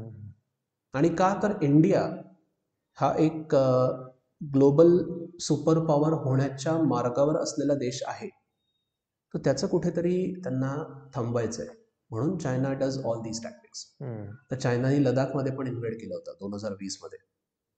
ईस्टर्न लडाखमध्ये जे काही टेरिटरीज इंडियाच्या आहेत लिगली, तिथे चायनाने कब्जा केला होता. 5 वर्ष आपण तिथे स्टँड ऑफ होता इंडियन आर्मी आणि चायनीज आर्मीमध्ये. आता डिप्लोमॅटिकली तो थोडासा हे झालेला आहे, डिप्लोमॅटिक चॅनल्सनी तो थोडासा बोलून आपण सॉर्ट आउट केलेला आहे. पण आपण तेवढ्या फर्मली 5 वर्ष तिथे टिकून राहिलो, आपली आर्मी तिथे राहिली तेवढ्या फ्रिजिड टेम्परेचरमध्ये, म्हणून चायनाने कुठेतरी बॅक ऑफ केलं. आपल्या आर्मीने समजा सोडून दिला असता मुद्दा, की जाऊ दे बाबा, किती वर्ष आपण इथे उभे राहणार आहे, यायचं तर येऊ देत त्यांना पुढे, तर तो ईस्टर्न लडाखचा पार्ट पूर्ण चायनाकडे गेला असता. आणि अजून एक गोष्ट जी मला असं वाटतं की लोकांपर्यंत पोहोचत नाही किंवा लोकांना ते तेवढं अवेअरनेस नाही, की जे नकाशे आहेत जवळपास पूर्ण जगभरात जे बनवले वेगवेगळ्या देशांचे, ते थोडेसे डायनामिक आहेत आणि काही काही देश ते वेगवेगळे मानतात. म्हणजे जसं भारताचा नकाशा जसा आपण काढतो तसं पाकिस्तान नाही काढत. ते वरचं टोक नाहीये भारताचं. जम्मू काश्मीर दाखवतच नाही पाकिस्तान, म्हणजे भारतामध्ये पाकिस्तान दाखवत नाही. हा, ते भारतात नाही ते दाखवत. पाकिस्तानचा पार्ट आहे असं दाखवतं. बरोबर. आणि भारत ते आपला पार्ट असं दाखवतं, आपला पार्ट आहे असं दाखवतं. पण त्याचा काहीतरी पार्ट रियालिटीमध्ये सध्या पीओके आहे. हो, म्हणजे पाकिस्तान ऑक्युपाईड काश्मीर. सो कसं झालं की जेव्हा पाकिस्तान आणि इंडियाचं डिव्हिजन झालं, म्हणजे भारत आणि पाकिस्तान हे 2 देश वेगवेगळे झाले, जस्ट तेव्हा ते तुम्ही कंटिन्यू करायला, म्हणजे मी इतकं सिग्निफाय करायचा प्रयत्न करत होतो की जो सध्याचा पण मॅप आहे त्यातला काही पार्ट पाकिस्तानमध्ये असंच ना. हो हो बरोबर. आत्ता जो आपण भारत हा नकाशा बघतो, तो पूर्ण हिस्सा भारताकडे नाहीच आहे जम्मू काश्मीरचा. आणि काहीतरी अरुणाचल प्रदेशचा पण तशीच अरुणाचल प्रदेशची पण तशीच सिच्युएशन आहे. त्यातला पण काही पार्ट चायनाकडेच आहे. इनफॅक्ट चायनाचं हे म्हणणं आहे की पूर्ण अरुणाचल प्रदेश आमचा आहे. ते म्हणतात की हे तिबेटचा पार्ट आहे आणि तिबेट आमचं आहे, म्हणजे अरुणाचल प्रदेश पण आमचं झालं. आता आपण ते चायनीज आर्मीला थांबवून ठेवलेलं आहे, म्हणून ते पुढे येत नाहीयेत, कारण चायना आणि इंडियाची बॉर्डर येते पूर्ण अरुणाचल प्रदेशला. पण आपण जर मागाकार घेतला तर मग ते डायरेक्ट अरुणाचल प्रदेश स्वतःचा आहे असं क्लेम करतील. सॉरी, मी तुम्हाला इंटरप्ट केलं. तुम्ही काहीतरी कंटेंट. 1947 मध्ये जेव्हा सेपरेशन झालं होतं इंडिया आणि पाकिस्तानचं, तेव्हा भारत कुठे आणि पाकिस्तान कुठे, ओके, असं प्रॉपर त्यावेळेला सेपरेशन हे झालेलं होतं. आणि रिलिजनच्या बेसिसवर दोन्ही देश डिवाइड झालेले होते, की मुस्लिम मेजॉरिटी असेल पाकिस्तान आणि हिंदू मेजॉरिटी असेल इंडिया. तर त्यावेळेला काश्मीरचं काय, हा मुद्दा ठरलेला नव्हता, डिसाईड झालेला नव्हता. तर तेव्हा काश्मीरची परिस्थिती थोडी युनिक होती. काश्मीरचे जे राजा होते, महाराजा हरी सिंग, ते हिंदू होते, पण काश्मीरची जी मेजॉरिटी जनता आहे ती मुस्लिम आहे. म्हणजे काश्मीरमध्ये 3 वेगवेगळे पार्ट्स आहेत actually. Jammu is Hindu dominant, Kashmir is Muslim dominant आणि लडाख इज बुद्धिस्ट डॉमिनंट. जम्मूमध्ये हिंदुइझम, काश्मीरमध्ये इस्लाम आणि लडाखमध्ये बुद्धिझम असं आहे. पण त्यातल्या त्यात संख्या जर बघितली तर मुस्लिम लोकांची जास्त आहे, कारण काश्मीर सगळ्यात जास्त पॉप्युलेटेड आहे. तर तेव्हा काय करायचं काश्मीरने? पाकिस्तानमध्ये जायचं का इंडियामध्ये जायचं हा प्रश्न होता. तर महाराजा हरिसिंग म्हणाले की आम्ही अजून काही ठरवलेलं नाही आहे.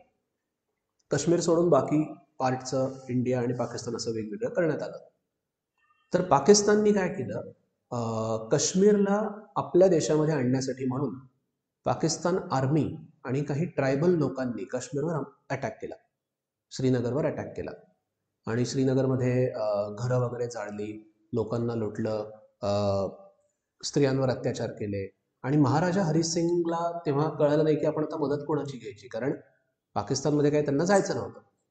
महाराजा हरिसिंगनी मदत मागितली इंडियन गव्हर्नमेंटची. मग ते आले, पंडित जवाहरलाल नेहरू, वल्लभभाई पटेल यांना भेटले आणि त्यांना म्हणाले की आमची मदत करा, पाकिस्तान आमच्यावर अटॅक करतंय, काश्मीर पूर्ण पेटलेलं आहे. इंडियानी ॲग्री केलं की आम्ही तुमची मदत करू, पण तुम्ही काश्मीरला भारतात आणलं तर. जर तुम्ही काश्मीरला इंडियामध्ये आणलं पूर्णपणे तर वी विल हेल्प यू. तर महाराजा हरिसिंग ॲग्रीड.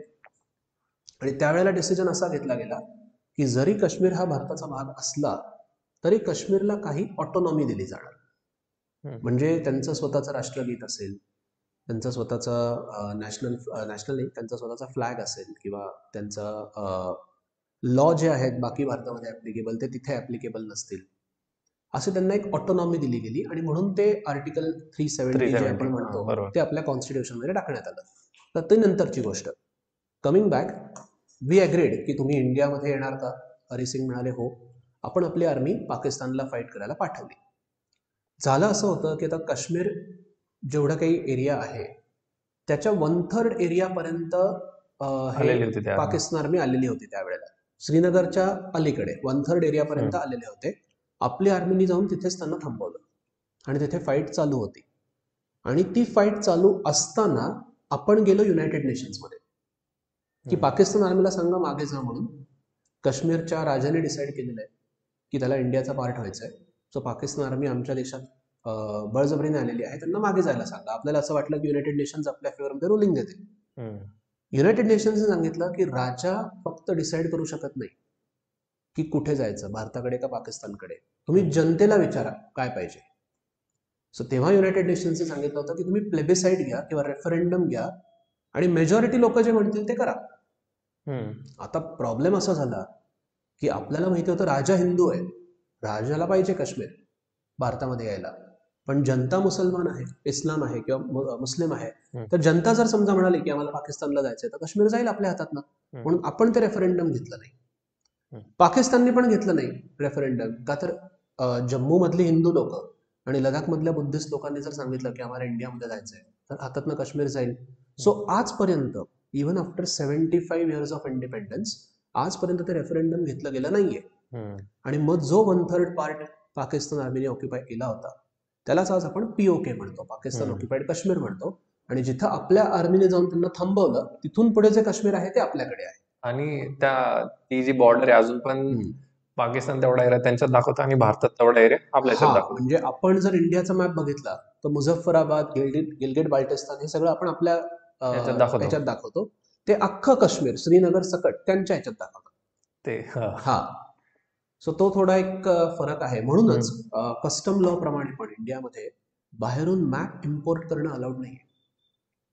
हा, म्हणजे तुम्हाला अमेरिकेवरून जर वर्ल्ड मॅप आणायचा असेल ना तर कदाचित तुम्हाला कस्टम लॉ इंडियाचा अलाउ करणार नाही, कारण तिथे इंडिया कसं दाखवलंय हे माहिती नाही आपल्याला.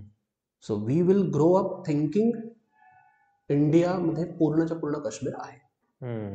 बरोबर असं आहे. आणि आता ही जी लाईन डिवाइड झालेली आहे POK, पाकिस्तान ऑक्युपाईड काश्मीर आणि इंडियामध्ये, तिथूनच मॅक्सिमम इन्फिल्ट्रेशन होत असतं टेररिस्टचं. कारण ती लाईन म्हणजे काय, तिथे फेन्स तर आत्ता आला, तिथे तारा वगैरे तर आत्ता बांधल्या गेल्या. बऱ्याच ठिकाणी एक नदी वाहते फक्त मधनं, नदीच्या पलीकडे पाकिस्तान, इकडे इंडिया आहे. म्हणजे गुरेज व्हॅली किंवा केरान किंवा लोलाब हे जे सगळे एरियाज आहेत काश्मीरमध्ये, तर मध्ये एक नदी वाहते. पाकिस्तानमध्ये त्या नदीला झेलम म्हणतात. आपण त्या नदीला एक काहीतरी नाव दिलेलं आहे, इंडियन काहीतरी नाव दिलेलं आहे.